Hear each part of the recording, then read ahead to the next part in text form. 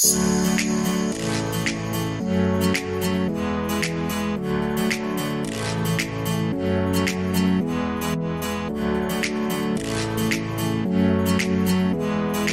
vous qui cherchez Jésus, ne craignez pas. Pourquoi ange a s'adressé à Kaka na basi? Parce que na poko na lelo ngana lingi o renouveler relation na yo na Nzambe. Parce que nyoso ezo utaka ka soko za na relation na Nzambe. Soko za na relation na Nzambe ndoko jouir ba bénéfice pe ba promesse ya ba privilège na ye na isika oyo na poko na lelo.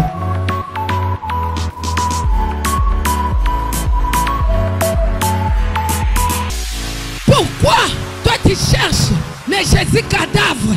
Jusqu'aujourd'hui, toi tu ne fais que chercher les Jésus cadavres.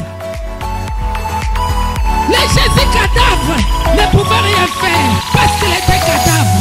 Mais sanga makoki, ya kolinga parole, mukolo enseignement ezalaka na église oyo, yo sanga kate.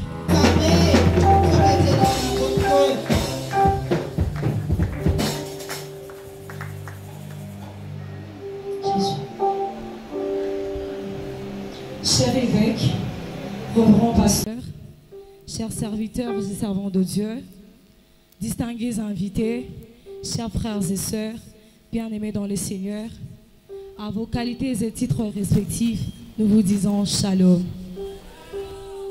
Que la paix et la grâce de Dieu soient avec vous. En ce jour, les femmes de Sion de l'Assemblée chrétienne El Shama ont résolu d'organiser la Convention de femmes de Sion, Confessie en sigle, édition 2024, sous le thème « Pour vous qui cherchez Jésus, ne craignez pas ». Le thème tiré selon l'évangile de Matthieu à son 28e chapitre, du 1er au 10e verset.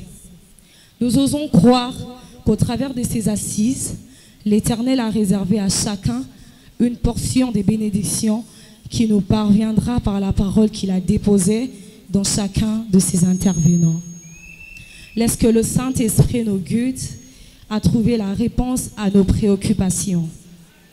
Nous vous souhaitons la bienvenue au sein de ces merveilleux cadres qui est l'Assemblée chrétienne El Shama. Que nous soyons tous bénis pendant ce moment d'intimité et de gloire avec Dieu. Vive la Confessie édition 2024. Que l'Éternel vous bénisse. Nous vous remercions.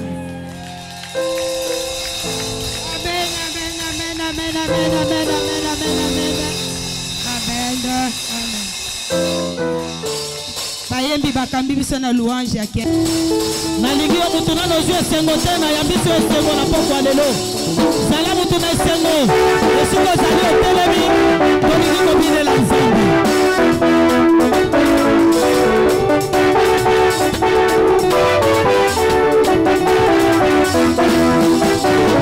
Oh,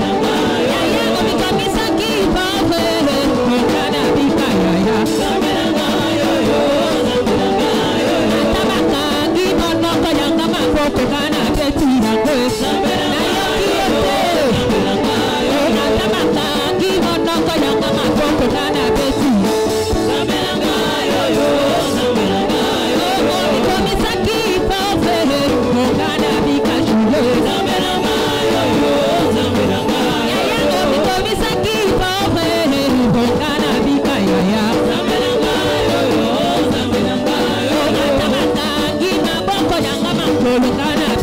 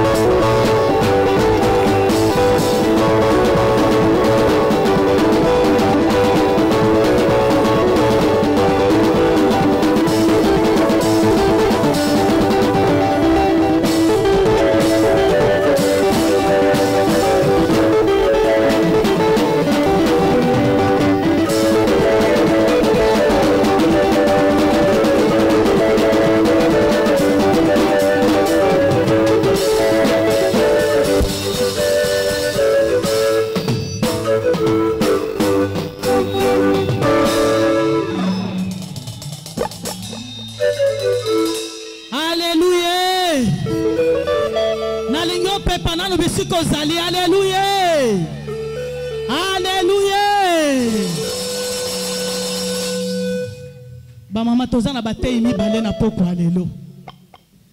Kasi Jean-Baptiste alingi aleka. Mote ali boso alingi aleka. Alléluia. Nabenga kaye marteau de guerre. Marteau de guerre. Nabenga ke marteau de guerre. Yenga nalingi koyamba na poko alelo. Na yebite soki yo poza na esengo koyamba ye. Na yebite soko za na esengo koyamba ye.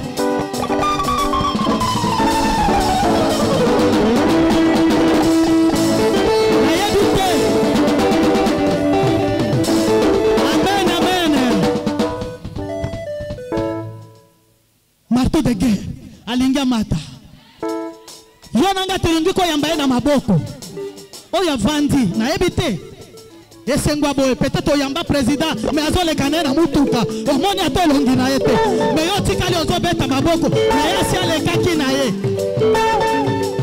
mais oyo oza ministre de Dieu tolingi ko yamba ye toyambi mama Dina Mukongo takazali ko pusa ozobeta la yesu maboko marteau de guerre marteau de guerre.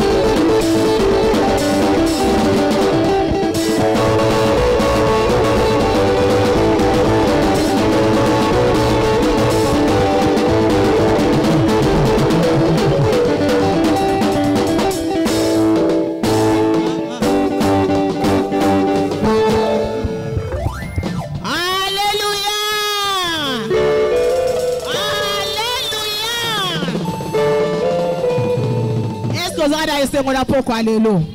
Soko zada esengo manifestango na kobete la Yesu wana maboko. Po aza au rendez-vous na poko alelo. Yesu wana kosale la ebolamu na poko alelo. Okay. Amen, amen. Amen. Makambango ebandi. Lelo eza premier jour. Ya convention na biso. Na ebike motomoko ndenge akotaki akobima bongo te. Est-ce que yo ndimi okobima bongo te? Soko kobima bongo te betela Yesu wana maboko. Betela ye maboko pote aza au rendez-vous na poko na lelo. Aza malamu Yesu yo. Tobondeli na kombo na Yesu. Jésus oza malamu pona biso. Na poko na lelo tolobi ozwa place ya liboso. Yango toyeko pambola o na poko na lelo koloba ke yonde nzambe. Milulu tobongisaki tala lelo mokolo yango ekokisami. Yango toyeko loba merci na maso yoko salela biso na poko na lelo. Kombo na yo kaka ndezwa lokumu na esika oyo basantu balobi amen.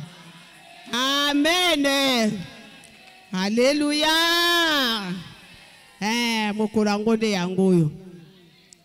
Na pesi nzambe merci. Oya pesi biso journée kitoko ya lelo. Toyeko banda convention na biso 2024 kati na El Shama.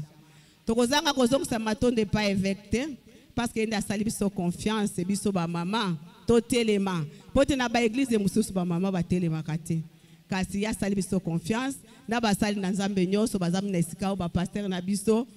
Na yo po ye na poko na lelo koyoka ngai tembe koyoka liloba na nzambe oyo ko na esika oyo. Na pesi yo merci to fandi na kombo na Yesu. Alléluia. Bongo tozana grand thème na biso oyo ezoloba. Pour vous qui cherchez Jésus, ne craignez pas. Pona bino bato bozoya koluka Yesu bobanga te. Alléluia. Na yebike na poko na lelo yekotala mama Dina tembe yekoluka Yesu. Soko yekoluka Yesu na poko na lelo na lobi kobanga te. Tofungoli Bible na biso. Totelemi pona kotanga liloba na Nzambe. Tofungoli yango na Matthieu 28. Tobandi na verset 1 tina 10. Évangile selon Matthieu, chapitre 28, verset 1. Je lis au nom de Jésus. Après le sabbat, dimanche au lever du jour, Marie de Magdala et l'autre Marie vinrent voir le tombeau. Soudain, il y eut un fort tremblement de terre. Un ange du Seigneur descendit du ciel, vint rouler la grosse pierre et s'assit dessus. Il avait l'aspect d'un éclair et ses vêtements étaient blancs comme la neige. Les gardes en eurent une telle peur qu'ils se mirent à trembler et devinrent comme morts. L'ange prit la parole et dit aux femmes, « N'ayez pas peur, je sais que vous cherchez Jésus, celui qu'on a cloué sur la croix. Il n'est pas ici, il est revenu de la mort à la vie comme il avait dit.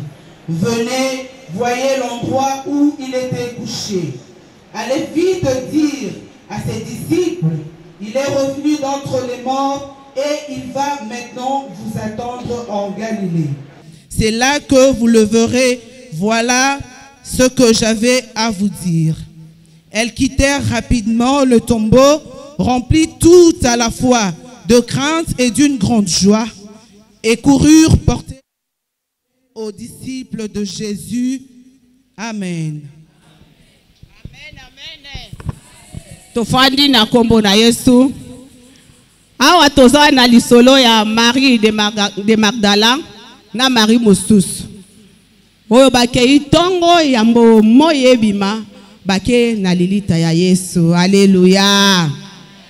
Bible lobi tongo ya moye bima bango bake na lilita ya Yesu. Bongo tremblement de terre et salemi. Wana basi na nuba komi na isika wana te tremblement de terre et salemi. Nakanisa ke to yebi ndenge tremblement de terre ezalaka. Tremblement de terre ezali eza mouvement moko o eningisaka mabele. Tremblement de terre ezali ekwa isaka même bandako. Tokotala na ba film ndenge elekaka bozotala ngo na télévision ndenge tremblement de terre esalemaka. Alléluia. Soki toke na est bato a est nde bayebi tremblement de terre malamu. Pokuna tango nyonso tremblement ezosalema. Donc na ndenge moko ya kosakana te. Ebongo ange de l'Éternel akiti na likolo. Akiti pe pona koya kolongola libanga afandi likolo ya tombo. Alléluia. Afandi likolo ya tombo ya Jésus. Ebongo bagarde bakomi kolenga. Bakomi kolenga, bakomi lokola bato bakufi. Alléluia. Na yebi siko zali yo po lengaka. Soki makambo ekomeli yo yozo lenga. Tremblement de terre elengisi yo, elengisa ki pe bagarde. Alléluia. Elengisa ki pe bango. Kasi nga na pokwa na lelo na lobi, pour vous qui cherchez Jésus, ne craignez pas. Kobanga te. Elo koni ne bangisaka yo. Nga na lobi na pokwa na lelo kobanga te. Bongo ange abaluki na sima amoni basi. Potango mi bagarde babangi na moni ki basi wana pe bakoma ki na somo. Alléluia. Basi wana bakomi na désespoir. Ndenge yo po koma na désespoir. Tango makambo ekomela kayo, makambo elekela kayo, yo komi kolenga. Bakomi ko bango pe bakomi na désespoir maele suki. Wana basi bakomi komituna pona ngana bakomi komituna ndenge tomituna est-ce que tokomona Jésus parce que ange avandi déjà likolo ya tombo est-ce que azali lisusu bongo ange alobi na basi pona bino baeboye koluka Yesu na lobi bobanga te na pokwa na lelo na likolo bana mwasi moko abanga te. Na likolo bana papa moko katne sika oyo kobanga te. Ange apesi bango liloba ya assurance. Alléluia. Alléluia. Eloko ekawisi ngai na ebike bazalaki na deux groupes ya batu. Basi bazalaki bagarde pe bazalaki. Alléluia. Kasi likambo ya kokama na esika oyo. Pourquoi ange a s'adressaki kaka na basi? Or que bagarde pe bazalaki na esika wana. Na ekotala ange a s'adressaki na basi parce que basi wana bazalaki na relation na Nzambe na bango. Kasi bagarde bazalaki na relation moko te na Nzambe. Alléluia. Alléluia. Basi basinde bazalaki na relation na Nzambe. Po bazalaki na souci ya kokende koluka Yesu na lilita. Alléluia. Yango wana pe bazalaki na droit ya nyonso. Assurance wana eyaki pona bagarde te. Eyaki nde pona basi obayaki koluka Yesu. Lokola yo po koluka Yesu na esika oyo. Na yebi ke uti na ndako. Otali moi te. Otali makambo na zana yango te. Oyoki kaka convention des femmes de Sion. Eza na El Shama. Yo po otelemi. Yo po koluka Yesu. Alléluia. Alléluia. Ba koluka Yesu. Yo pe na pokwa lelo koluka Yesu. Kasinga na yebike okozonga ndenge okotaki te. Okozonga ndenge okotaki te. Maloba ko bima na esika oyo. Eza maloba ezo bima na moloko mama dinate. Eza ainsi dit l'Éternel. Alléluia. Nzamba pesi bango. Anja pesi bango assurance.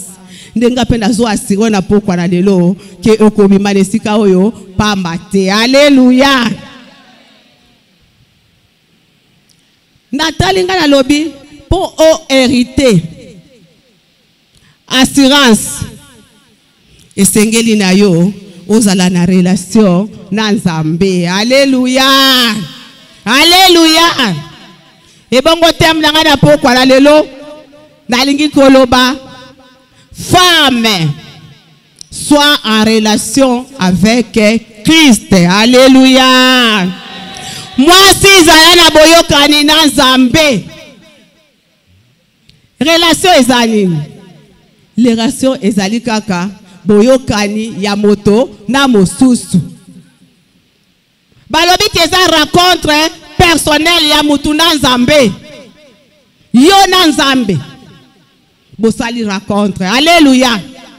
Eza rencontre personnelle ya mutu ye moko na Nzambe.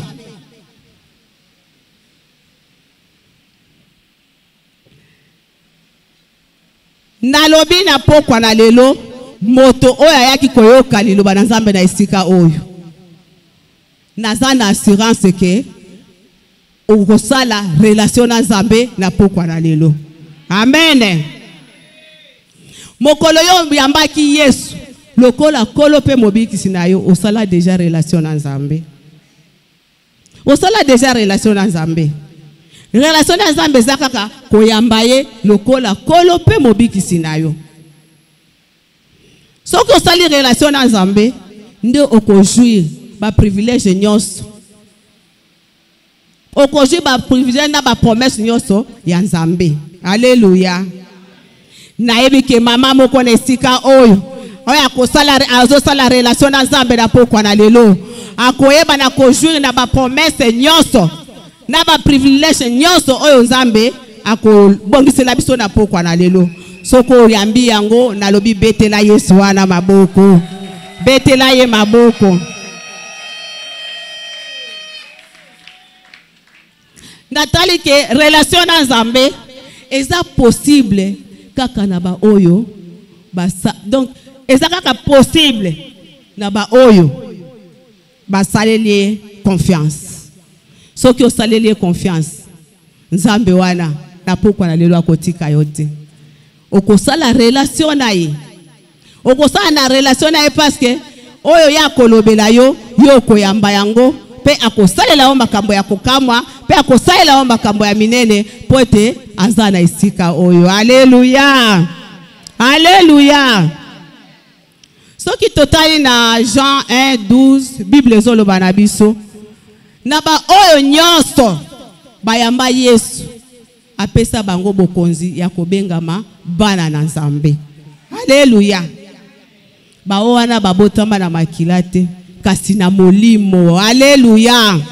Soki obotama na makilate na molimo za lesika obeteli Yesu wana maboko. Betela ye maboko pote aza Nzambe. Zala na confiance na Nzambe.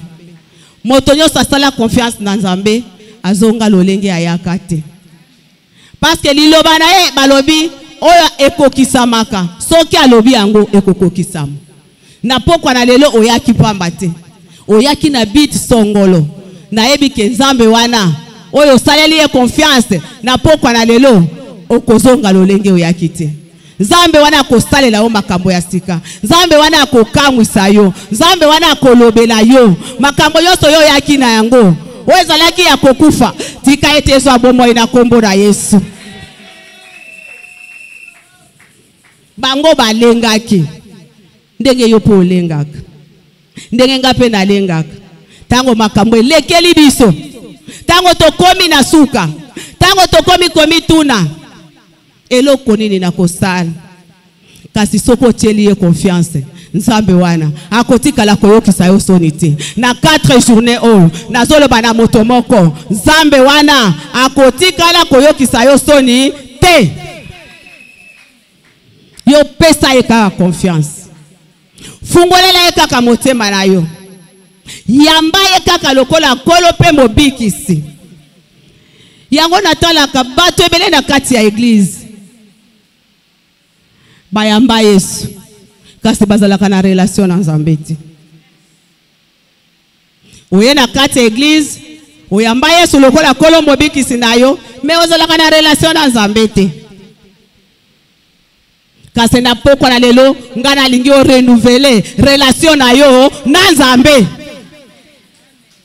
Parce que nyonso ezo utakaka soko za na relation na Nzambe. Soko za na relation na Nzambe ndo ko jouir ba bénéfice pe ba promesse ya ba privilège na ye na esika oyo na pokwa na lelo. Nalingi convention oyo eleka yo pamba te. Soko yaki malade ya mbalobiko na kombo na Yesu. Soko yaki na ba problème ba situation difficile nyonso ndego sali relation na Nzambe, Nzambe wana akosalela yo bolamu. Okobima ndengo yaki te, okobima pe ndenge okotaki te. Po ete aza au rendez-vous, aza na esika oyo. Namoni ke basi wana bazalaki na souci, bazalaki na souci ya Yesu na bango, kokengele kotala wapi esika batie mokonzi na bango. Yango bamemelaki ye ba aromate pona kokende ko ambome ntombo ya Jésus. Yango pe nazoyebisa wana pokwa na lelo okobima awa pamba te, maloba nyonso ekobima na minoko ya basali na Nzambe na esika oyo tika ete o recevoir yango na kondima na kombo na Yesu. Nzambe wana aza juste oyo alobi akokisaka yango. Alakayo ya ebele oyo nano monite alobela yo ba prophète balobela yo ti lelo nano monite me nalobi zalaka kana relation na Nzambe. Nzambe wana koyokisa yo sonite, Nzambe wana kosalela yo bolamu na pokwa na lelo.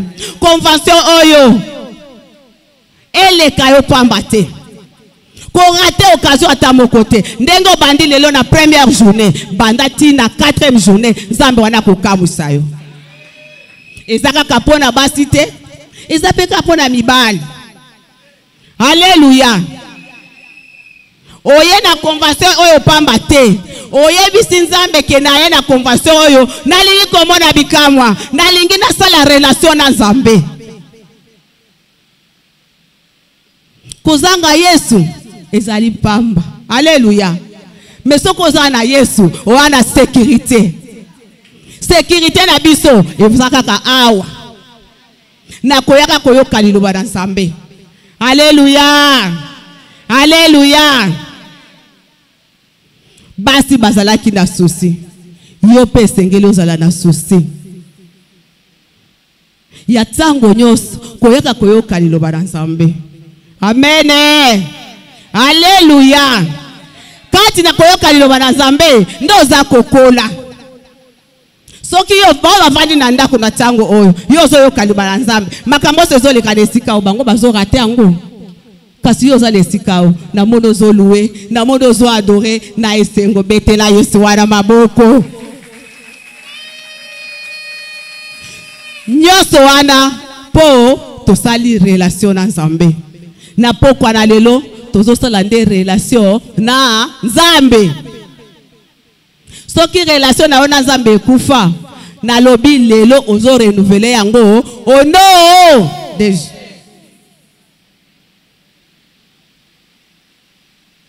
Nzambe wana akosaka te soki alobi akokisaka maloba na ye. Liloba na ye ezali iyo pe amen. Kaka soko sali relation na Nzambe. Babi bao basala relation na Nzambe batikala kozala desité. Bao basala relation na Nzambe bazala ka bato ya kokamwa bakamwisaka kaka. Nyonso ya bango ekenda aka liboso. Nyonso ya bango esimbaka. Soki na olingi osala relation na Nzambe yebaka kana kotosa ba principe na ye. Alléluia. Ndenge oye wana oye koyoka liloba na Nzambe. Kofanda na ndako, ofandi na makanisi, ofandi na ba problème ebele, oye zwaka nango solution te. Oye si eumela mekati na Yesu, obini, oadore, opumbwe. Ba pasi wana ozaki nango na mote mesali nini? Esili. Nyoso kati ya relation na Nzambe. Nzambe na biso aza Nzambe o atikala kokosa moto bokote poso soki alobi liloba na ye akokisaka yango.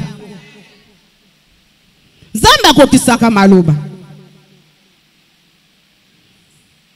Basi oyo bayokaki somo kasi ange de l'Éternel lera kiti ayebisi bango pona bino boye koluka Yesu bobanga te. Pona ba mama ba papa nyonso baye koluka Yesu na esika oyo nalobi bobanga te. Liloba ya assurance ezalaki pona bagarde te. Ezalaki nde pona baso baye koluka Yesu. O batalaki ba préoccupation na bango te, batalaki biloko na bango te, kasi batalelaki nde Nzambe. Balobi ngai na kei koluka Yesu na El Shama na convention 2024 na yebike na koti na kobima ndenge na kota kite. Tango zoya na église zalaka na précision.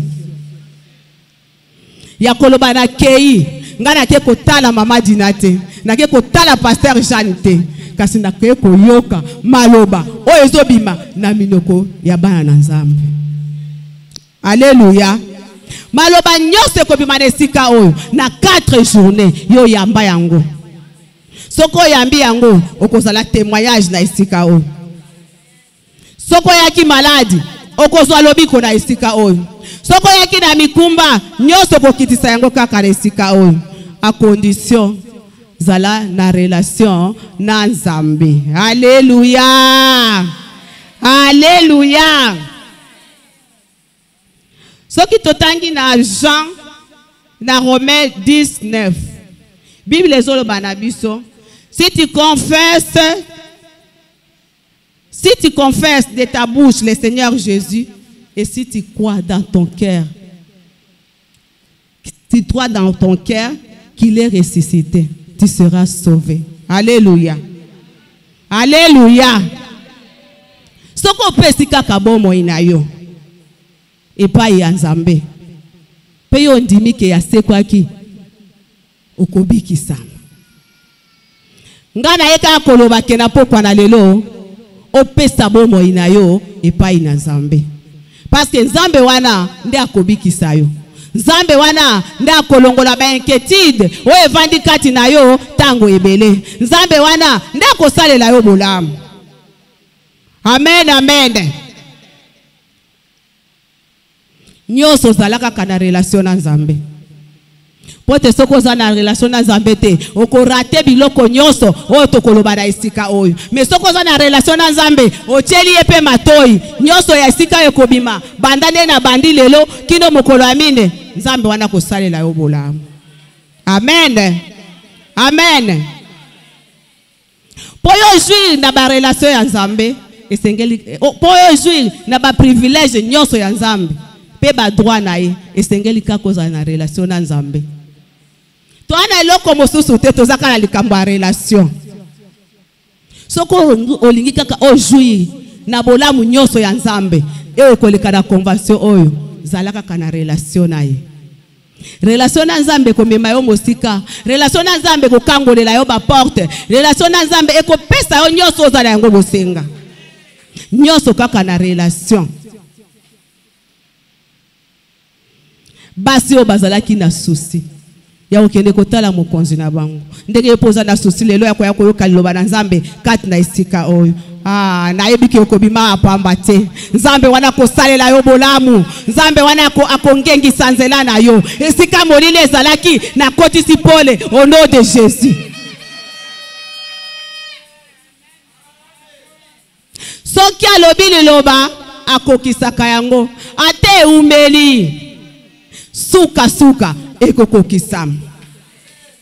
Siko situation na yo talaka yango, eske maladie nazanango, eske kobika problème nazanango, ese umeli ekomelaka yo, okomi na ndaku omikangi obandi komituna obandi komituna ba eske parce que Marie de Magdala pe ba amitunaki tango akutaki ange likolo ya tombo bango pe ba mitunaki eske mokonzi aza susu na kati ndenge yo pe ozomituna balengaki yo po lengaka mais na pokwa na lelo nazo assurer moto moko nalobi kobanga te,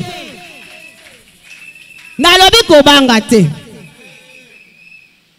Tango akobanga esieleki lelo milulu oyo eza malamu pona yo, eza hasard te yo na milulu oyo oye kosala spectacle te, oyende koyoka pe kozwa osali relation na Nzambe.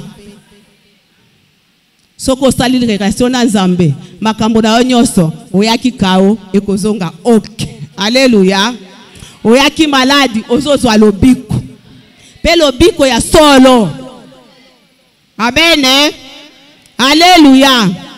Est-ce que mutu moko azoyoka na pokwa na lelo apepi pe azobetela Yesu wana maboko, apepi pe azobetela Yesu wana maboko pote aza Nzambe na esika oyo azosalela biso pe akokoba kosala nyonso tozala kaka na relation na Nzambe. Alléluia.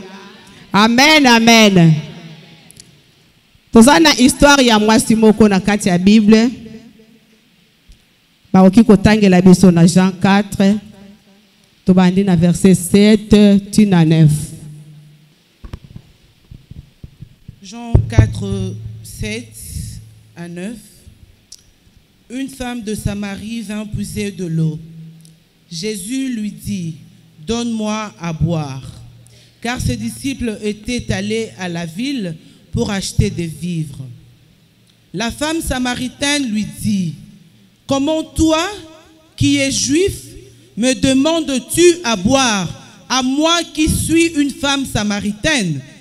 Les Juifs, en effet, n'ont pas de relation avec les Samaritains. Amen. Amen. Femme samaritaine. Jésus a été comme la maille na liziba ya Jacob. Moi c'est pas yo kotoka mai. Bongo Jésus a sengiye mai. Moi c'est alobi ngai na bino. Ngana za mo Samaria yo za mo Yuda. Biso na bino toyoka na kate. Alléluia. Yesu alobi na mwasi oyo. Soko yebaki moto azosenga yo mai. Yondo ngaki osenga mai. Parce ngana za na mai oya bomoy. Mayo ekaukaka te. Kasi oya yo ekaukaka yanga ekaukaka te. Mwasi ayoki maloba ya Yesu atuniye. Pesa ngai mai oya bomoy.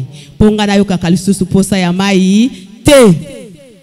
Bongo Yesu alobi na ye kende kobengela ngai mobali na yo. Mwasi alobi nga naza na mobali te. Jésus alobi ya solo oza na mobali te. Parce que ata mobali wana yo oza na ye aza ya yo te. Aza ya yo te. Mwasi oyo akamwe alobi oyo moto nini azoyebisa ngai makambo na ngai nyonso. Mwasi wana azalaki na krish. Soki tolobi krish eza ndakisa ya masumu oyo amemaki akitisi yango. Mwasi wana akimi mbangu. Akimi mbangu ake kokende na mboka koyebisa bato boya boya bomona nakutani na moto oyo azoyebisa ngai makambo na ngai nyonso ndenge nazali. Alleluya. Lelo yo po komi na esika oyo okutani na moto oyo akoyebisa yo makambo na nyonso oyo ayo ye ayebi yango. Profondeur ya motema na yo ata obombani Yesu ayebi yango. Mwasi wana akimi mbango koyebisa bato. Basi wana bato ya mboka baye balandi Yesu. Mwasi wana asali deja relation na Nzambe. Alleluya. Mwasi wana asali deja relation na Nzambe. Kaka na tango wana azosolola na Nzambe. Nda yebaki ke Yesu aza prophète. Parce que yebaki yete. Azali ko solola na ye kaka bo. Mais là akomi ko relater makambo na ye nyonso. Aye ko découvrir que oyo aza prophète. Alléluia. Alléluia. Alandaki Yesu. Na bato ye abengaki bango yoso balandaki Yesu. Ndenge yo na esika oyo. Likambo moko te erate yo. Mokolo wana pona mwasi oyo akutana kinde na Jésus fara. Ndenge yo pe lelo okutana na Yesu na biso kati na esika o fara. Nzambe wana kosalela yo bolamu. Nzambe wana kotika yo ndenge okoti te. Nyonso kaka po asala ki relation na Nzambe. Na lingi na poko na lelo yo po sala relation na Nzambe. Alléluia. Sala relation na Nzambe. Nzambe wana kutana na ope fara na convention 2024 ya ba femme de Sion. Koya na ndenge ya habitude te. Na ke kuna na ke kotala ndenge bayembi baba koyemba te. Yaka na décision. Po Nzambe wana kutana na fara na pokwa na lelo. Po ya zali Nzambe. Alleluya. Alleluya. Nyoso wana kaka soko yambi ye na bomo inayo. Po yo komisi ye mokonzi ya bomo inayo. Nde Nzambe wana kosalela obolamu. Pende okukangama na ye bokozana na relation na ye. Alleluya. Alleluya. Nalingi yo bimana ndenge oyakite. Nalingi yo bimana likambo moko ya koloba nakutani na ba femme de Sion. Nazela ya maloba na bango na zongisi relation na Nzambe. Ngai moto na bungisa ki relation na zongisi yango na Nzambe.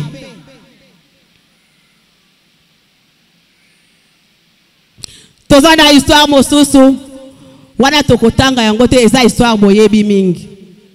Eza histoire ya Zaché. Alléluia. Zaché moto ya mokuse. Mais azalaki riche. Collecteur de pots. Alingi akutana na Yesu. Kasi ta ya Zaché ezaki ko permettre ete amona Yesu. Zaché utilisa kinini? Zaché amati na sekomo. Alobi ngana alingi na mona Yesu. Ndenge yo po na décision na poko na lelo, olobi ngai pe na lingi na sala na relation na Yesu.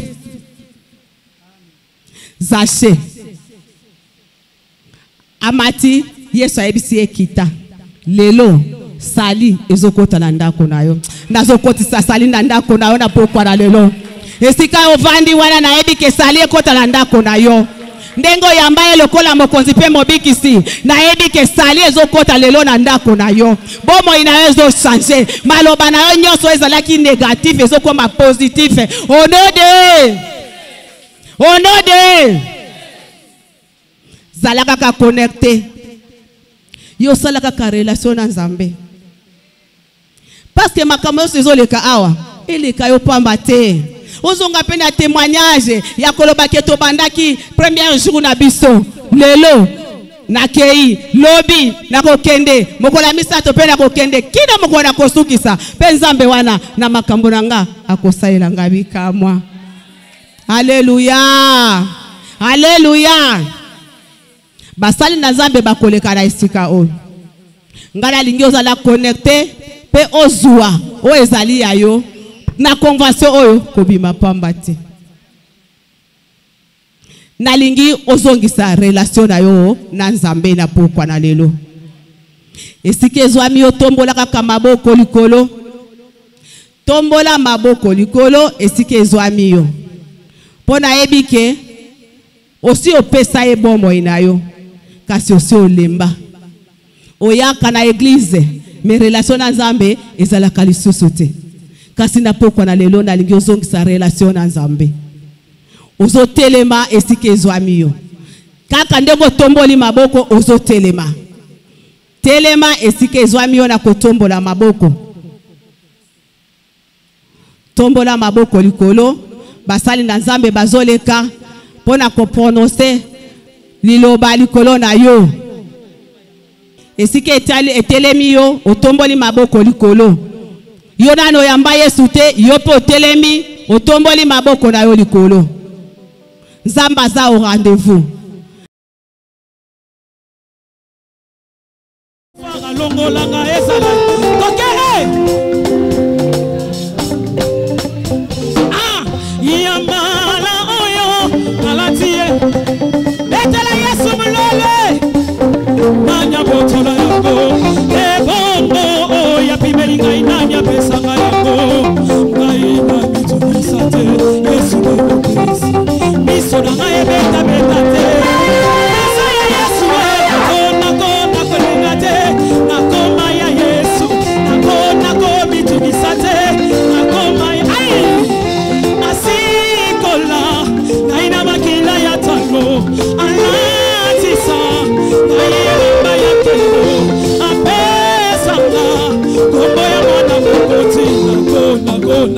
Est-ce que moi mon compte a sali wa?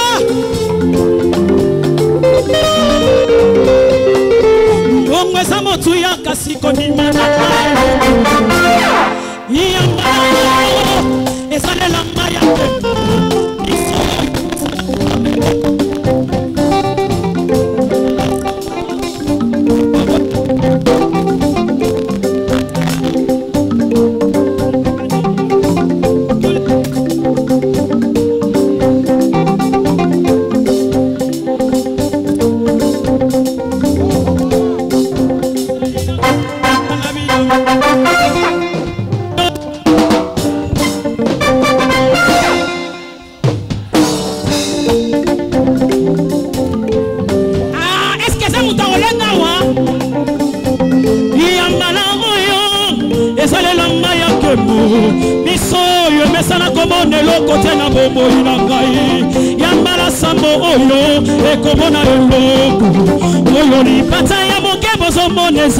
C'est voulant ekonoka akabe ya kono amosali na yona kanga na makasi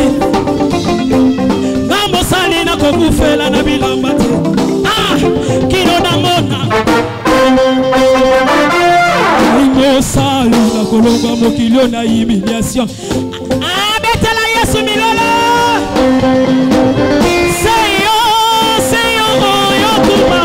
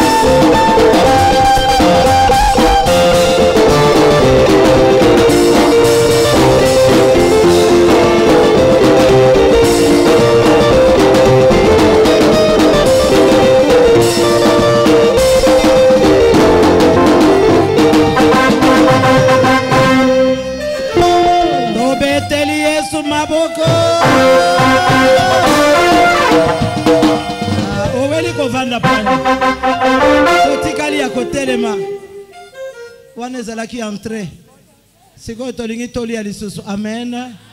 Kobanga te tokosale la tango. Nzamba kosunga biso so ayebeni. Nazeli ozela yo moto vandi okotele mabetele ngana nu Yesu maboko. Betele ngana nu Yesu maboko.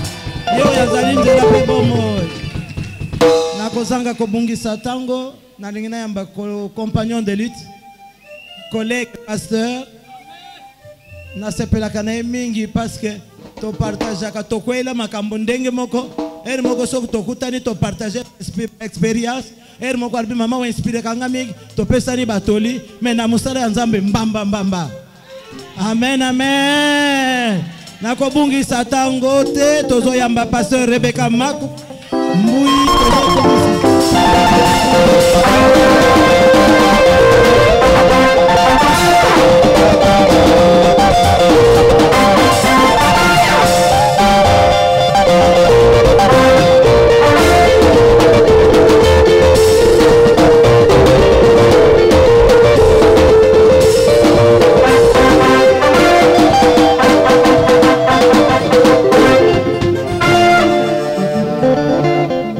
Est-ce que nous pouvons acclamer pour Jésus?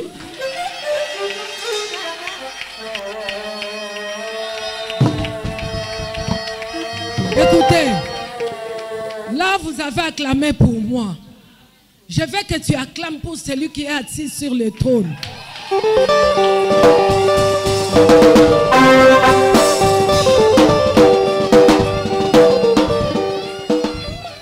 Est-ce que tu peux acclamer pour celui qui a ta destinée entre ses mains?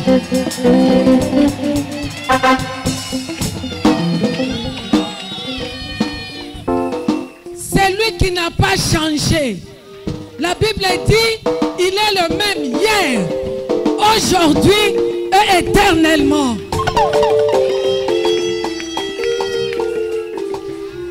Oya salaki na Moïse, na Abraham, na Marie, na Ruth, akosala ngope lelo.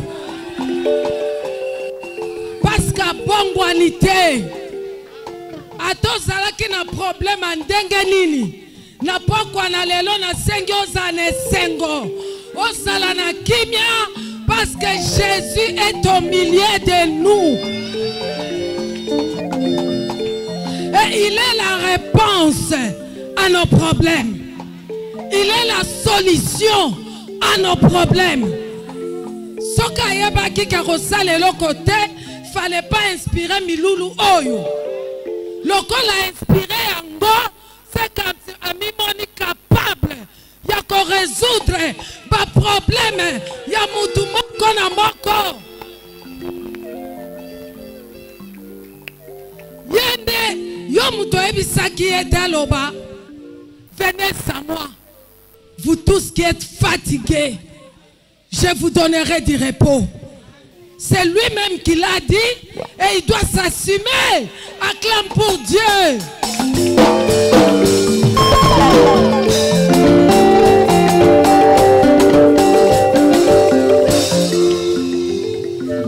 Okoki kofanda. Bakoki otangela biso. Ndeko oyo azotanga ya kotangela biso. Na pesi merci na évêque na pasteur Jean pe bakambi nyonso ya église oyo na bakambi ya mama ndenge bapesi biso confiance ya kotelema liboso na bino na pokwa na lelo bazotangela biso Luc eza kaka même texte wana batangaki na Matthieu na mote ya liboso nzamba pambola emingi ngana lingina tanga ngona Luc chapitre 24 versets 1 à 6. Évangile selon Luc chapitre 24 versets 1 à 6, je lis au nom de Jésus. Très tôt le dimanche matin, les femmes se rendirent au tombeau en apportant les huiles parfumées qu'elles avaient préparées. Elles découvrirent que la pierre fermant l'entrée du tombeau avait été roulée de côté. Elles entrèrent mais ne trouvèrent pas le corps du Seigneur Jésus. Elle ne savait qu'en penser lorsque deux hommes aux vêtements brillants leur apparurent. Comme elles étaient saisies de crainte et tenaient leur visage baissé vers la terre, ces hommes leur dirent: pourquoi cherchez-vous parmi les morts celui qui est vivant? Amen. Est-ce que au Tangeli Bisope, Apocalypse chapitre 3, versets 7 à 8. Apocalypse 3, 7 à 8. Apocalypse chapitre 3, verset 7 à 8. Écrit à l'ange de l'église de Philadelphie: voici ce que déclare celui qui est saint et véritable, celui qui a la clé du roi David, celui qui ouvre et personne ne peut fermer, qui ferme et personne ne peut ouvrir. Je connais ton activité, je sais que tu n'as que peu de force, et pourtant tu as été fidèle à ma parole, et tu ne m'as pas renié. Eh bien, j'ai ouvert une porte devant toi que personne ne peut fermer. Est-ce que Amen. nous pouvons acclamer pour la parole de Dieu?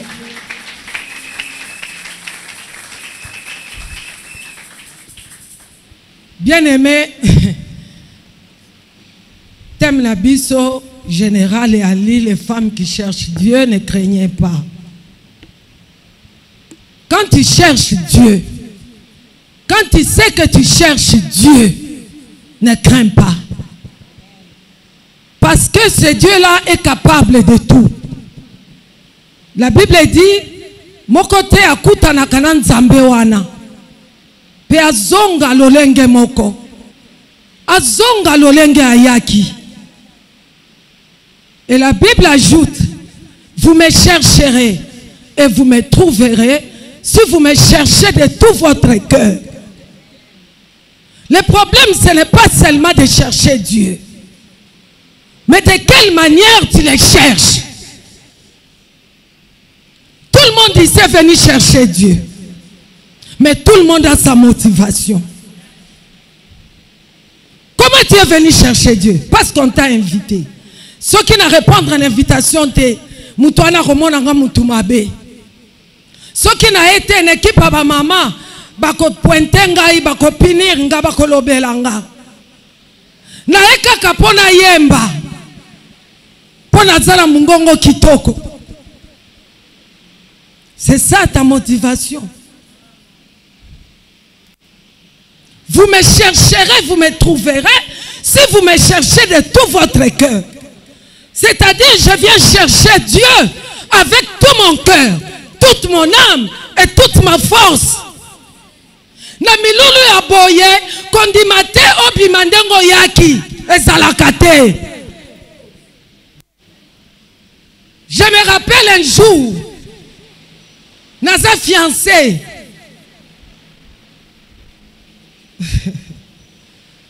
Ba organiser milulu boye. Nazwa décision ngamoko.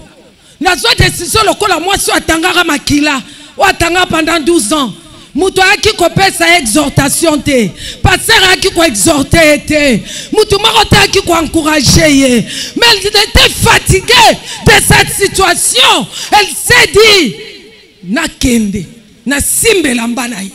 Soki na simbi yango ngana kobika.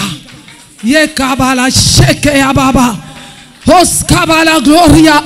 Je suis en train de parler à une personne parce que je sentais depuis que j'étais sur ma chaise que quelqu'un va sortir avec son Samuel.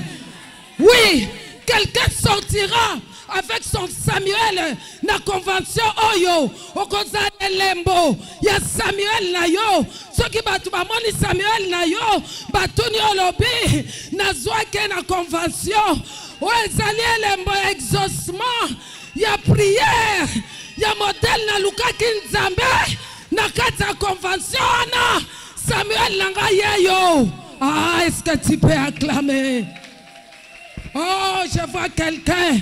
Je ne parle pas à ton voisin, mais je suis en train de te dire, je suis en train de te pointer du doigt que ce c'est toi qui sortiras avec Samuel. Yeah. Tu dois sortir avec Samuel. Nazwi décision. Nalobi. Milulo yo. Babongisi na église. Ngai nakobima ndenge nakota kite. Nakozwa ona nangobo senga.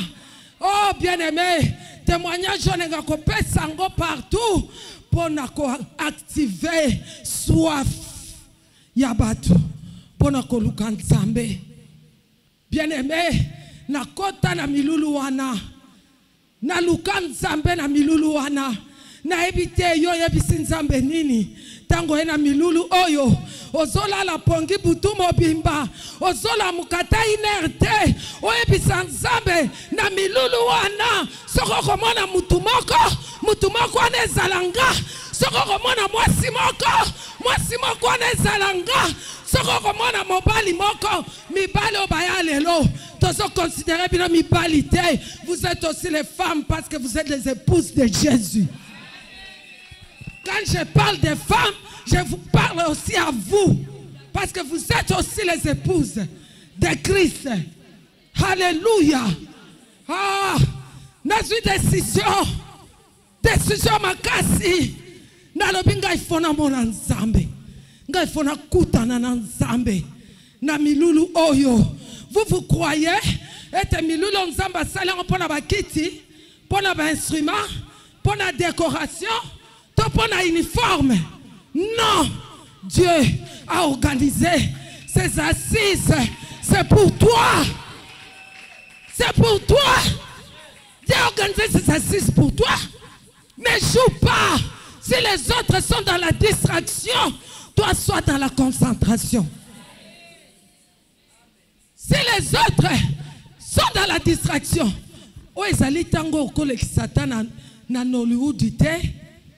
Na novela cité wezalita oyo mikangi oyebisi Nzambe ngai fona bima na Samuel na bima ne lembo bien-aimé na kota l'air na koti. Je me rappelle mukolongo zaki na butu tozo prier na kota tala il y a prière et prière, il y a prière et prière. Prière nyoso tout est kokanaka. Oko sambela. Même quand oko sambelo comprendre que en tout cas les londes na sambeli. Pour na kutani na Nzambe. Bien aimé, j'ai senti que j'avais rencontré le Seigneur. Tant on a senti rango, na moni miso nanga fungwami likolo, na moni likole fungwami, na moni loboko amunene kiti, loboko wane pesinga bibron, loboko wane lobi nangai. Nazongi selio bibrona yo oyo bayibaki. J'ai compris que bayibaki mabota na kokaki kobota te na discernango baebi singa ngona butu Nzamba tali singa na butu na tongo muto akangaki mabota ayeko lukanga na 6h du matin baebi singa leki na yo azoluko na se na kiti na se poto zalaki na étage na komi na se na tunile kinanga boni yo bonjour andimi bonjour te maebisi ngai na bondeli mingi pona yo na ebisi bondeli mingi pona ngana likambu nini aebisi nga pona kobota na ebisi Nzamba alobi nini na tike kati nanga mena lobi te na sali semblant na bin Nzamba alobi nini abinanga Nzamba fungoli.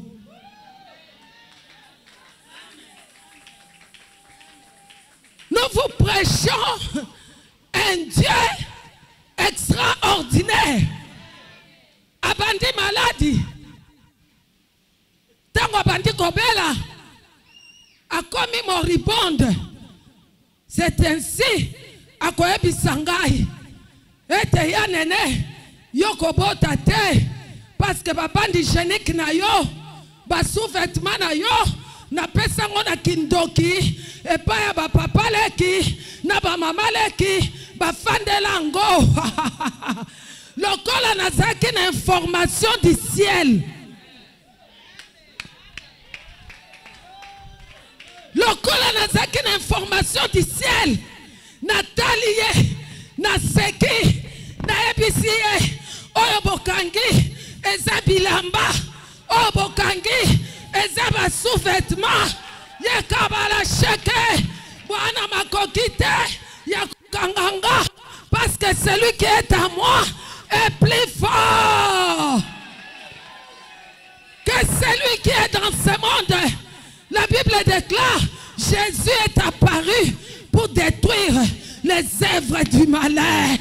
Yekabalashe Romana deka Rekabalashika ya baba.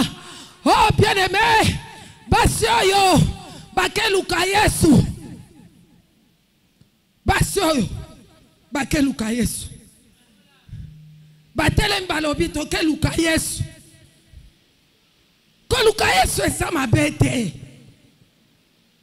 Nde batangeli biso. Meloko ezokamwisanga. Bakomi na tombe. Na lik. Balobi libanga balongola. Bakoti. Bazo beloko nini basala te. Bakomi perdu. Bakomi bouleversé. Bazo comprendre le côté. Ange. Ba ange mi bale. Ba bimeli bango. Ba ebisi bango. Pourquoi cherchez-vous celui qui est vivant parmi les morts?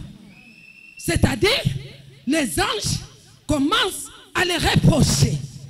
Vous avez bien fait de venir chercher, mais votre motivation, vous avez bien fait de venir chercher. Mais chercher qui? Vous êtes venu chercher qui? Bosali malamu pona kwa koluka Yesu. Mais Yesu nini? Oyo bino bozoluka. Ce soir, tu es venu en ce lieu chercher Jésus. Mais je te pose la question. Tu es venu chercher quel Jésus? Tu es venu chercher quel Jésus? Un Jésus bango. A reprocher bango te. Nderebaye malobi na bango. Pourquoi cherchez-vous celui qui est vivant parmi les morts?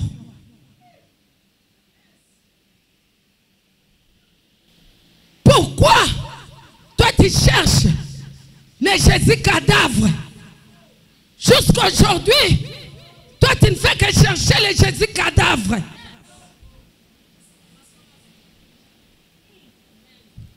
Les Jésus cadavres ne pouvaient rien faire parce qu'il était cadavre.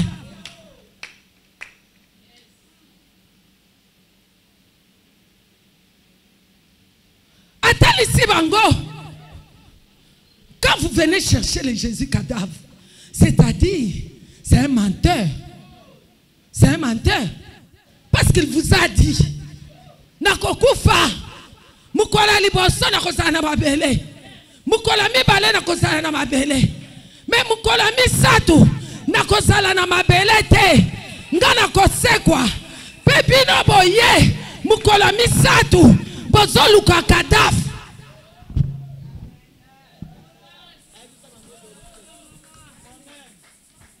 Boye mukola misatu boluka cadavre. Quand tu cherches un Jésus cadavre, c'est-à-dire tu le compares à Bouddha, à Kadima Dieu, à Kadima Jésus, à Kuna Dieu, à Mahomet, parce que c'est là la terre et Kangabango. Tu ne peux pas chercher un Jésus cadavre. Non. Ange a reproché Bango. Pourquoi vous cherchez celui qui est vivant parmi les morts? Hey, je suis venu te dire ce soir, moi je ne suis pas venu te chercher, te prêcher un Jésus seulement mort. Mais moi je suis venu te prêcher un Jésus mort et ressuscité. Je suis venu te prêcher un Jésus mort et ressuscité. Un Jésus vivant. qui est assis à la droite du Père, en train d'intercéder pour moi et pour toi. Ta prière peut rater. Ta prière peut rater. Mais la prière de Jésus en ta faveur. La prière de Jésus en ta faveur ne peut pas rater. Nous prêchons un Jésus mort et ressuscité. Pas un Jésus incapable de ressusciter. Tant que nous voyons baromate, bozoluka, boabomen zoto, le troisième jour, yoka ange, ange alobi, pour nani bozoluka azana bomoy, nakati na bakufi, siko ange abakisi. Souvenez-vous, hey, souvenez-vous de ce qu'il vous avait dit. Souvenez-vous. Tant que souvenez-vous, hein, et la kisi, hein, obosani, kanisa, kendo fouye na kaena yo, oyo komakaba message, kendo fouye, okokuta, makambo ye, ayebisa yo. Oh, est-ce qu'il y a quelqu'un qui peut acclamer pour le roi des rois?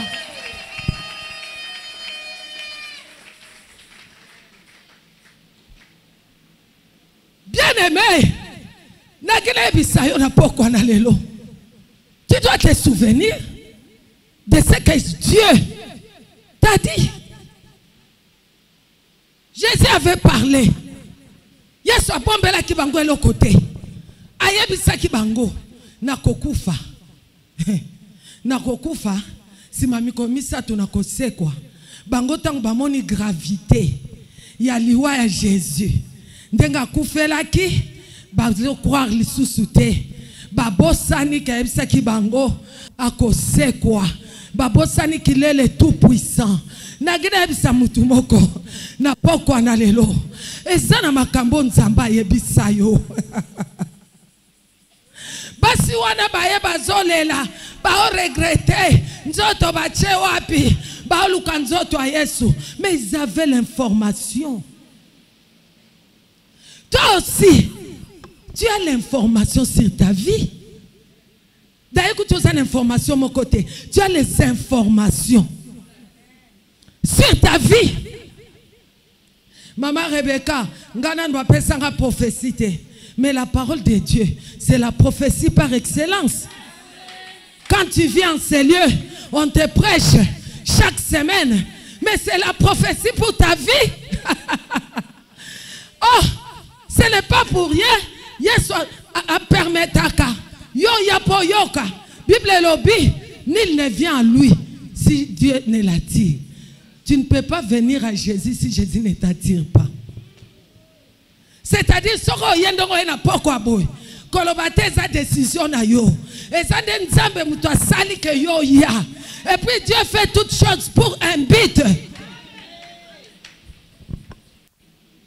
La prophétie, la parole de Dieu. Tu as des visions que Dieu t'a données. Tu as la prophétie. Tu as la parole de Dieu. Malheureusement, na fungoli parenthèse. Na évité, peut-être wana awate.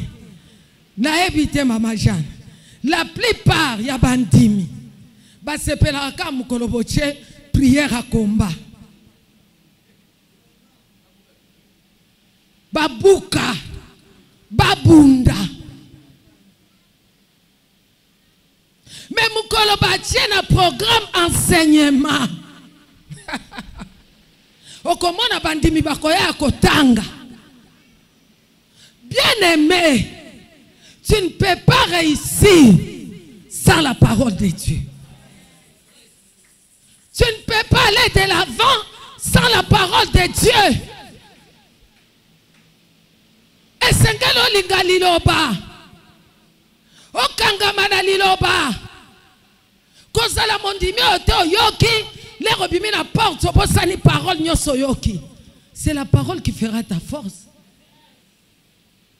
Basioyo. Anja isi bango souvenez-vous. Bokanisa. Aibisa binoni.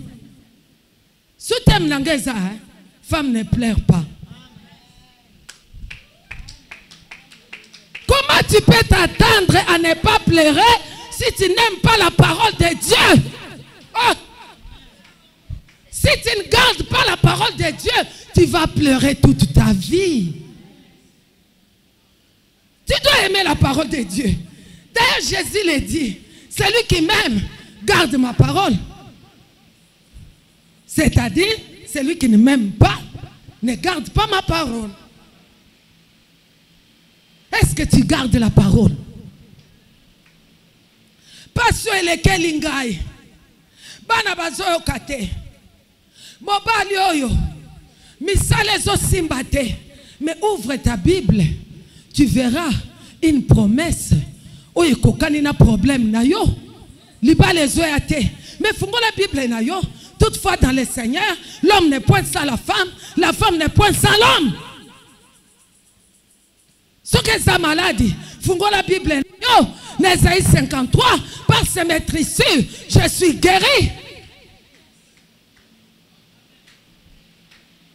Dans leur détresse, il leur a envoyé quoi? Dans leur détresse, Jésus n'a pas envoyé la prière. Jésus n'a pas envoyé les chaînes. Dans leur détresse, il leur a envoyé sa parole.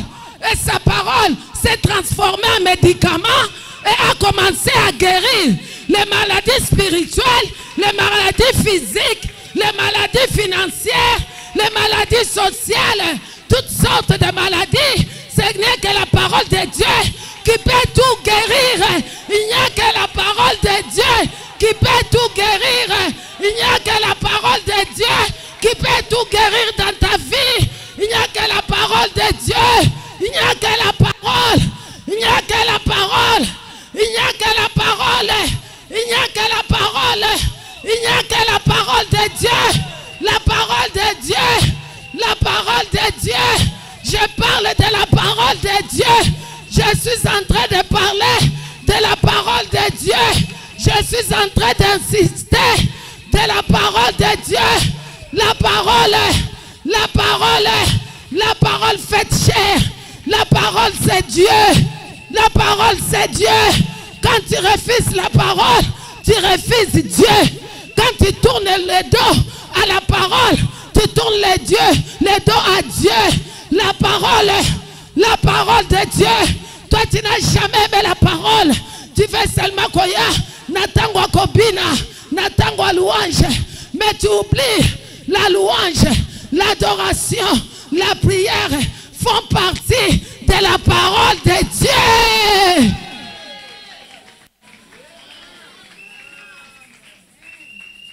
Font partie de la parole de Dieu. Tu dois aimer la parole. Oh, Maman Jeanne, Ngai, yo yebi, veuve, depuis 2014, 10 ans, na simba parole moko. Na Isaïe 54, alobi, naza époux, yaba veuve. Abakisi alobi, naza papa ba orphelin. Lilobo na tambola kanango, na ebisaka ye, yoza mobali nanga, yoza papa bana nanga. Avant que nous ne soyons pas voisins, il faut bander pas moi sinayo. Parce que, oh, la charité bien ordonnée commence par, est-ce que tu peux acclamer Jésus?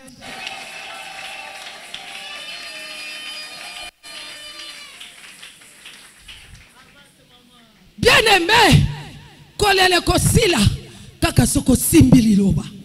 Bien aimé, naïb sarabat norbi. Ato tamboli na la gomme, ato zangela mbakolata, ata bapimele fufu na muto aboko la kayo, ato lali na salon, ozozela bakanga TV pour lala. Bien aimé, garde la parole, garde la parole, garde la parole, garde la parole. Comme sa parole moninga na yo, comme sa parole la mienne na yo, comme sa parole. Nyoso motu ya na yo atana zangi na ebisaka ye. Oh mobali alibala, toi tu es un mari responsable. Je sais que tu vas faire. Je sais que tu vas faire. Bien aimé, nazaki na mbongo te Pour na kotangisa bana nyonso tu université. Na ebisi mama Jeanne témoignage wana. Mwana nga mibale ake komi komisa na université. A ebisi nga mama moi na kei komi komisa na koti na université. Nga koti pe université ngo musika. Transport mikolo nyonso. Siko toko sala ndenge nini. A ebisi nga mama nga na mikomisi. Na zongi na makolo ya tata na bango. Na zongi na makolo ya tata na bango. Na ebisi soki yo boyaka ke tata biologique akende anga kete c'est que yo omona ko za capable pour yo moko prendre soin. Bien aimé, Dieu, le Dieu que je suis venu te chercher, te prêcher ce soir, c'est un Dieu vivant. Moi na bandi classe a bandi premier graduat atangi au futa na minerval te fallait to futa ngona suka parce que nazaki na mbongo te asali na bité sona benga une très grande distinction moi c'est-à-dire na ba première nyonso yemo comme ta sali grande distinction mukonzi na bango abengi aebisi parce que tu as fait cette grande distinction. Je te dispense. Tu ne payes pas les Minerva.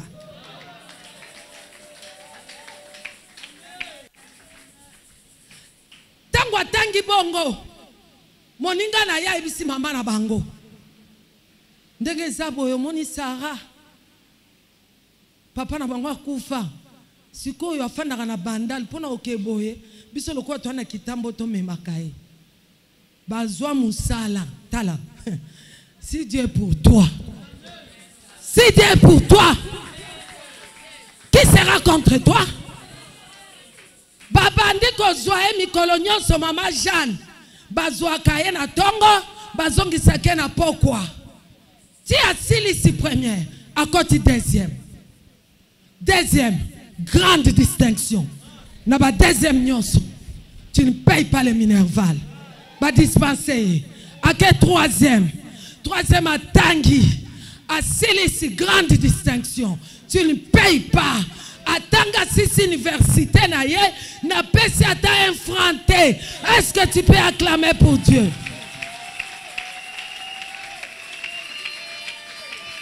N'a foutu transporter. Cesse de pleurer inutilement. Dieu n'exauce pas les pleurs. Dieu exauce les prières qui sont accompagnées de la parole. Les prières accompagnées de la parole et les pleurs.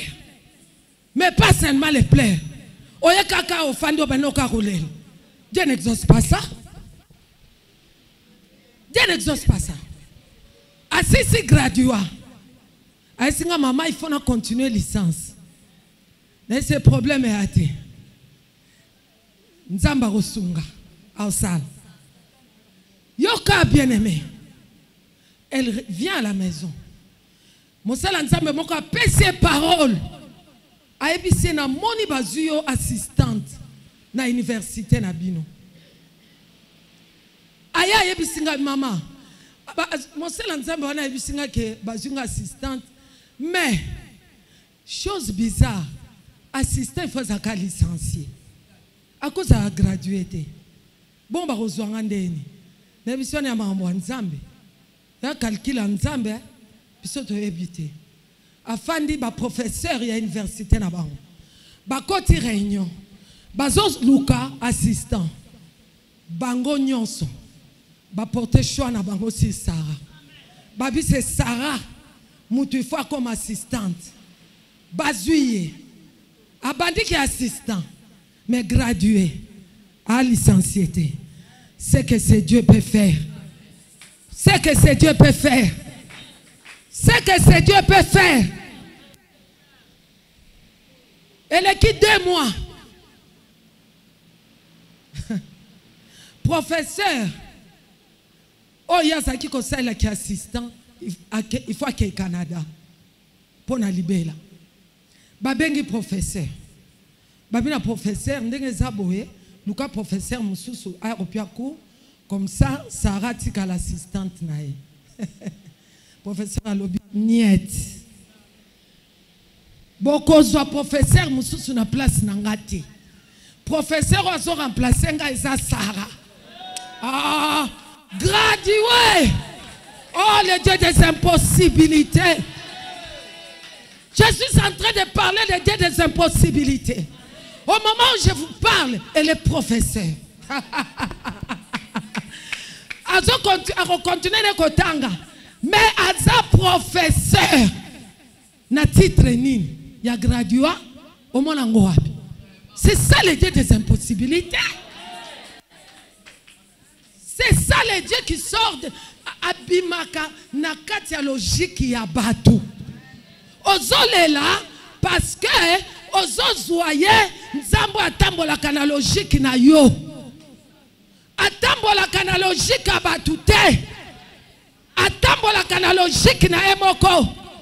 Yebisanga David azaki une expérience à wapi po akamba mboka.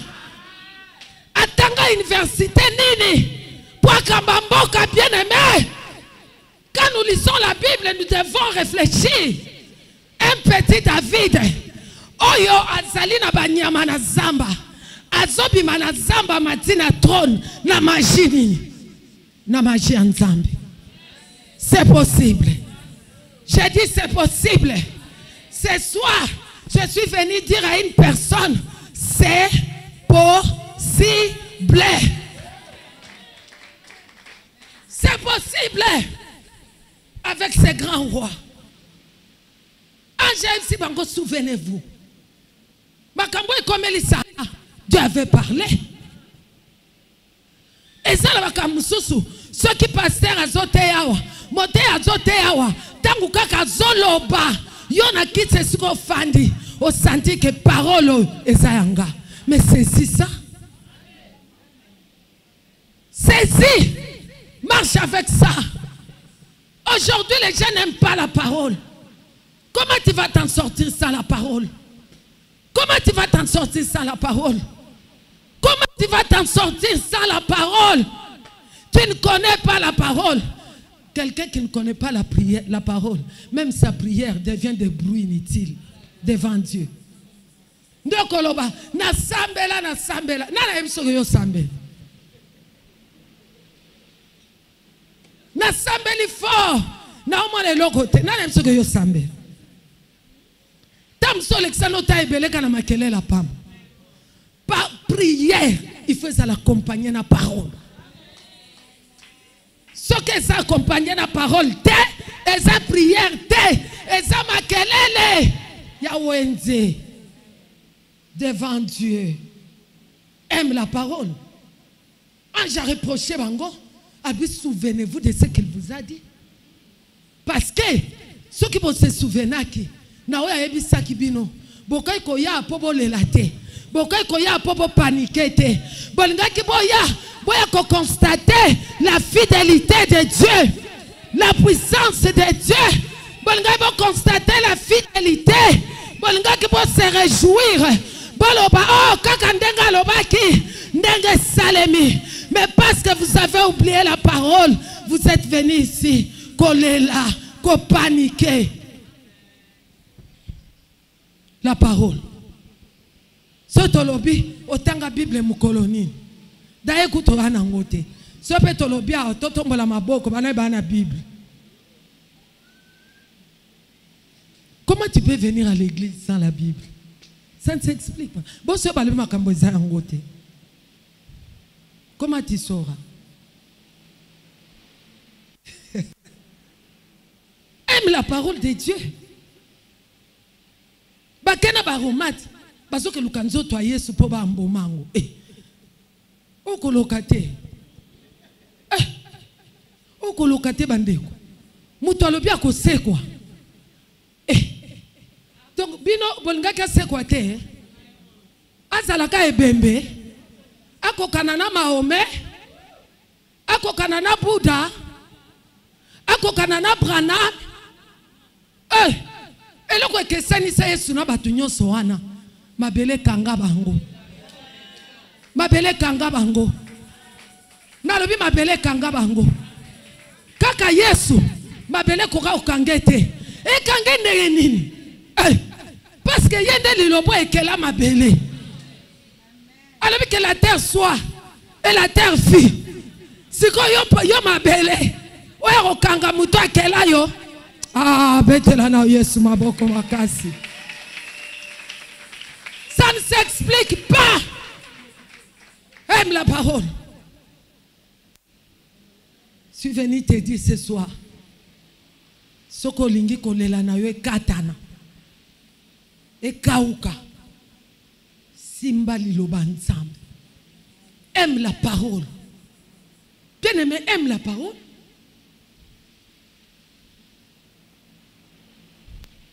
Même biso tote makaliboso na bino. Des fois tokuta na makambo makasi. Mais loko soutena kabiso, c'est la parole. Tu te souviens de la parole. Tu te souviens de ce que Dieu a dit dans sa parole. Et puis sur ma casse, au continuer. Nalingi na chité. Batangeli biso Apocalypse 3. 7 à 8. Nzamba zoba na église à Philadelphie. Alors parce que tu as paix de puissance. Et que tu as gardé ma parole. Tu n'as pas de puissance. Tu es buté à beaucoup de problèmes. Mais malgré tous ces problèmes, tu as gardé ma parole.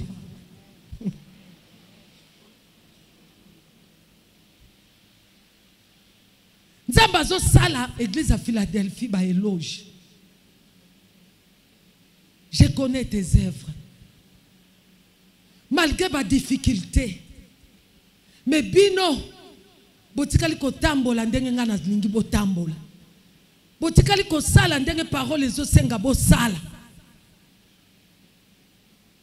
Parce que vous avez peu de puissance. Mais vous avez gardé ma parole. Mutoko zala. Azo bela makasi. Ba minganga batale ba ibise espoir ya lisuté. Mais simbi liloba moko elobi. Par ce maîtricieux, moi je suis guéri. Qui c'est auto sal souté maman Jeanne? Malobi na ebi eloko moko. Ata qui c'est to cité. Ata minganga maele sili. Moi je tiens une parole.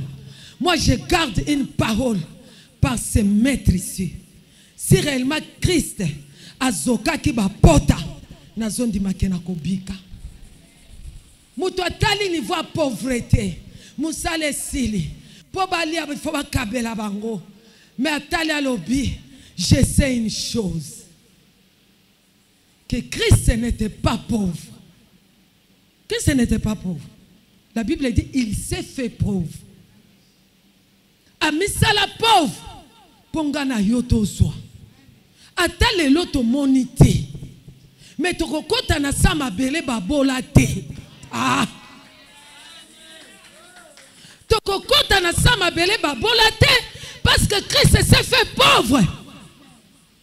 Il n'était pas pauvre. La Bible dit il s'est fait pauvre pour yoza la riche. Les voies de Dieu sont insondables. Tu ne sais pas comment cela arrivera. Mais tu crois à la parole. Tu peux tout oublier. Mais retiens une chose. La parole. Bana bazoyo kate. Bakomo mela diamba. Bakomo sala kindumba. Bakomi miibi. Mais je sais une chose. La Bible me dit, les enfants sont des bénédictions venant de Dieu. Dieu ne peut pas me donner les poisons. Dieu ne peut pas me donner les poisons. Dieu ne peut pas me donner les enfants sorciers. Ce qui moi n'a laissé kindoki à Osanzamo. Parce qu'elle doit être une bénédiction pour moi. Je garde cette parole. Je garde cette parole. Le Seigneur m'avait dit, bana ba mike mama Jeanne, ayebi singa bi bana no nyoso bako salela ngai. Na simba liloba hana. Na yebi ke Seigneur bana nga nyoso bako salela yo. Na yebi ke bako salela yo. Laisse-moi te dire, aujourd'hui, bango nyoso, ce sont des servantes de Dieu. Bazotea, denga na otea bino. Mukomso na fandi bo basalinga surprise. Sephora, bache na programme gana hebite. Ayebi singa pete. Na eka na fandi bo le ba benga mote. Sephora mutatelemi. Na komo lenga makolo elenga. Sephora, mais quand elle a ouvert la bouche, j'ai dit, Dieu, tu es fidèle à ta parole. Dieu est fidèle à sa parole.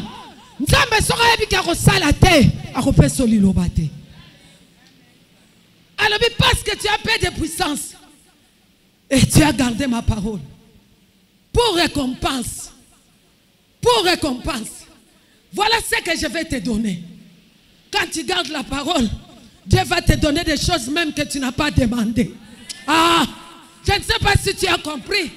Quelqu'un qui garde la parole recevra de Dieu même des choses qu'il n'a pas demandées. L'église de Philadelphie n'avait rien demandé. C'est Dieu lui-même qui a vu à Monique Banoyo garder fidélité dans moment difficile, dans moment compliqué.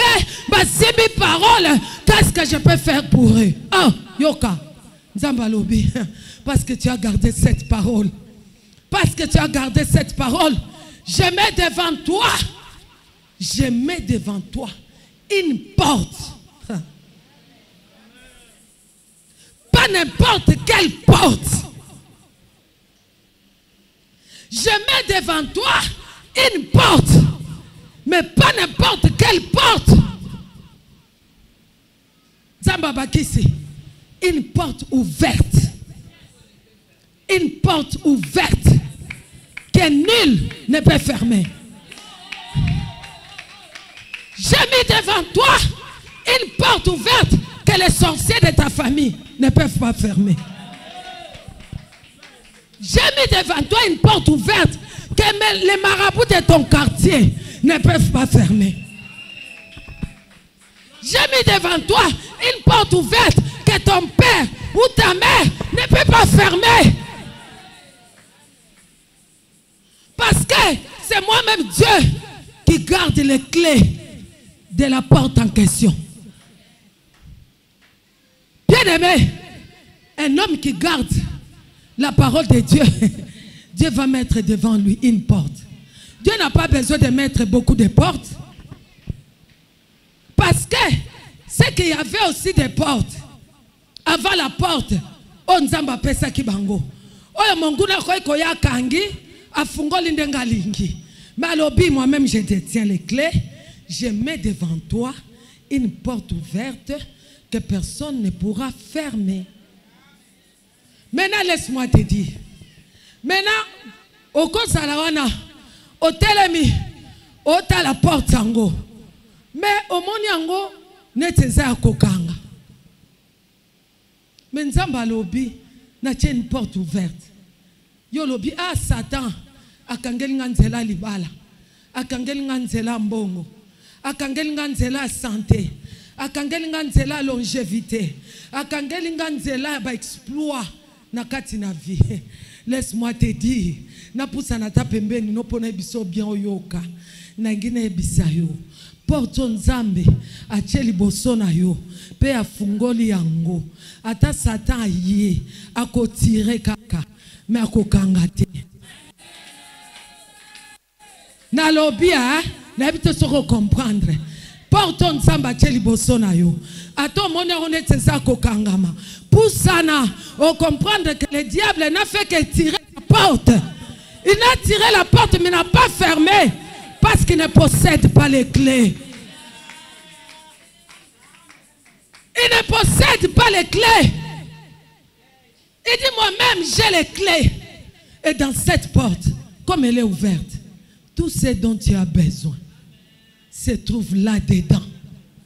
Il faut seulement accéder. Il faut seulement entrer dans cette porte-là. Tu trouveras tout ce qui te fait pleurer. Nina Elisayo.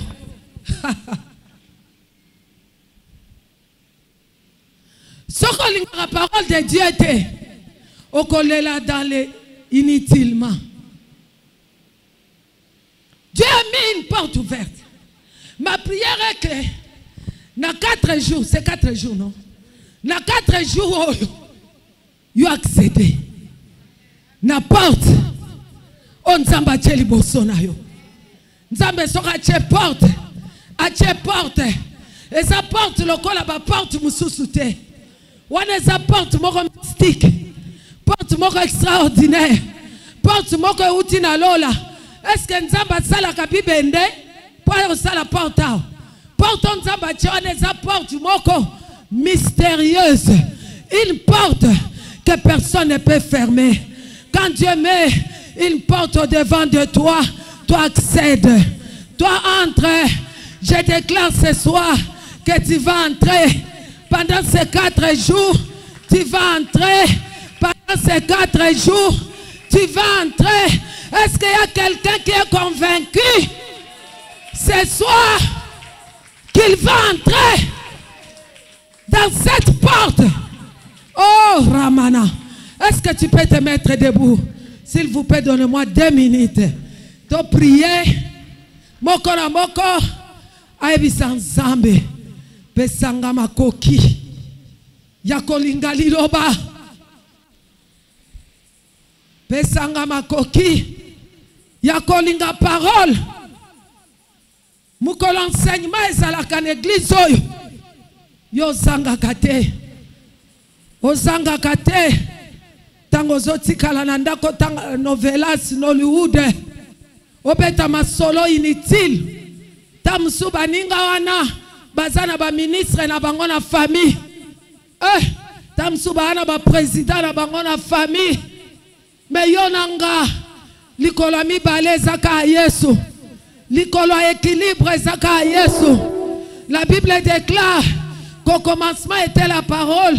La parole était avec Dieu. La parole était Dieu. La parole s'est faite chair. Elle a créé toutes choses. Oh, même des choses qui n'existaient pas. Quand tu gardes la parole, les choses qui n'existaient pas vont exister. Parce que la parole crée de nouvelles choses. Est-ce que tu peux fermer tes yeux? Demander à Dieu de te donner la soif de la parole. Est-ce que tu peux ouvrir ta bouche? Commencer à prier. Nazoyo kaote. Nayoki yote. Nalingi nayoka yo. Ozoe bisanzambe. Achakati nayo soif ya liloba. Ye kabala shika. Kosambele zako loba. Kosambele zako mirmirete. Nalingi nayoka yo zo sambela. Ozoe bisanzambe. Kopanda lelo. Tianzala ya liloba. Tianzala ya liloba na yo. Tianzala ya liloba na yo. Nazala mwasi oyo. Mobali oyo. Nazo linga liloba. Nazo umela na liloba. Nazo temere na parole. Nazo medite parole. Ye kabala shika ya baba. Oskabala doko bolo ye kemele. Ozo beta maboko. Ozo sambela. Nalingi na mona yo. Liloba nde pesa kambongo.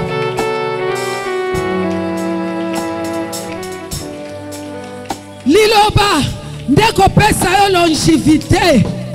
Liloba ndeko pesa yo richesse. Liloba ndeko restaurer vie na yo. Liloba ndeko pesa yo guérison miracle. Liloba ndeko memela yo ngolu. Pe mawana nzambe na bomo. Liloba ndeko mema yo na ba rocher inaccessible. Les rochers auxquels tu ne peux pas accéder. La parole va t'amener. La parole deviendra le moyen de transport qui va t'amener dans des rochers inaccessibles. Yekabala shikaya baba, oskabala dokobolo yekemene. Tolembi, via ba impressionniste. Mutoazola qui s'asa bien, mais en réalité, ana est bien te. Yekabala shikaya baba, oskabala dokobolo yekemene. Ukabala gloria, nzambe pesanga. Yo zalaka kaka na nzala ya mbongo. Yo zalaka kaka na nzala ya kotonga. Yo zalaka kaka na nzala ya masumu. Lelo nzamba osenga na yo ozwa nzala ya liloba. Nzala ya liloba. Yekabala shika, oskabala gloria. Bien-aimé, yoka, intention à souka. Tu dis à Dieu, pendant ces 4 jours, je vais accéder à ma porte, la porte que tu mettras devant moi. Je vais accéder à cette porte tous les jours que je viendrai en ces lieux. Nakota, na porte nangai. Ozo beta maboko, ozo ebisa nzambe. Bondela.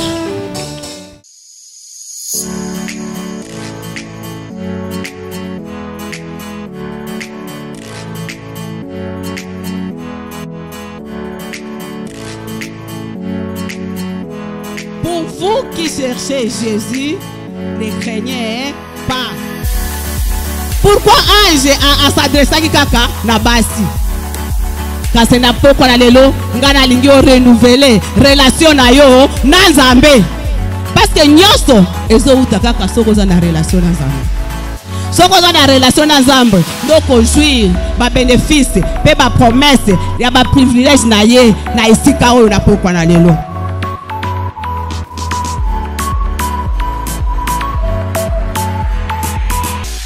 Pourquoi toi tu cherches les Jésus cadavres?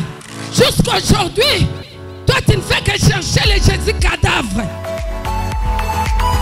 Les Jésus cadavres ne pouvaient rien faire parce qu'il était cadavre. Besanga makoki, yakolinga parole, mukolo enseignement ezalaka na église oyo, yo zanga kate.